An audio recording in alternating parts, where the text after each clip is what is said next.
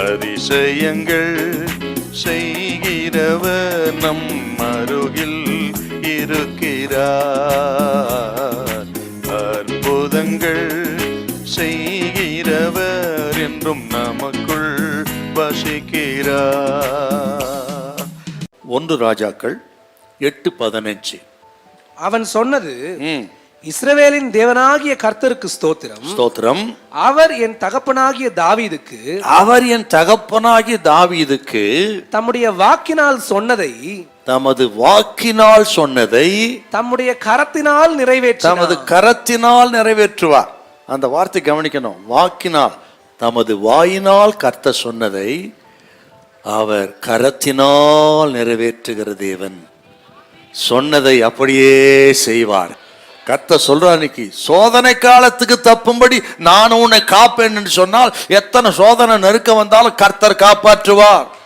எத்தனை நெருக்கங்கள் வந்தாலும் கர்த்தர் காப்பாற்றுவார். அவர் உன்னை காப்பாற்றுகிற தேவன். அவர் உங்களை பாதுகாக்கிற தேவன். பாதியில கைவிடுகிற தேவன் அல்ல. உங்களை உங்கள் பிள்ளைகளையும் பாதுகாத்து கடைசி வரை நடத்துவார். பயப்படாதிருங்க. அழைத்த தேவன் உண்மையுள்ளவர். அவர் உங்களோடு கூட இருக்கிறார். அவர் கடைசி வரை நடத்துகிறவர். முற்றுமுடி ரட்சிக்க வல்லவராகிய தெய்வம் அவர். மனுஷன் தான் பாதியில கைவிட்டு போயிருவாங்க. சொன்னதை செய்ய மாட்டான், மாறாவே பேசுவான். நம்ம ஆண்டவர் அப்படி இல்லை. முழுவதும் நடத்துகிறவர். அன்பு கூர்ந்தாலும் முழுமையா அன்பு கூறுறவர். யோவான் சுவிசேஷம் 13:1. அவருடைய அன்பு முடிவு பரியந்தம். இந்த உலகத்தில் நம்ம வாழ்கிற அத்தனை நாட்களிலும் நிமிஷங்களிலும் அவர் நம்மை நேசித்து நடத்துகிறவர். அவர் எதெல்லாம் நமக்கு சொன்னாரோ எல்லாவற்றையும் அவர் செய்கிறவர். அதான் சாலமோன் ஜெபம் பண்றார். அவர் வாக்கினால் சொன்னதை கைகளினால் செய்கிற தேவன்.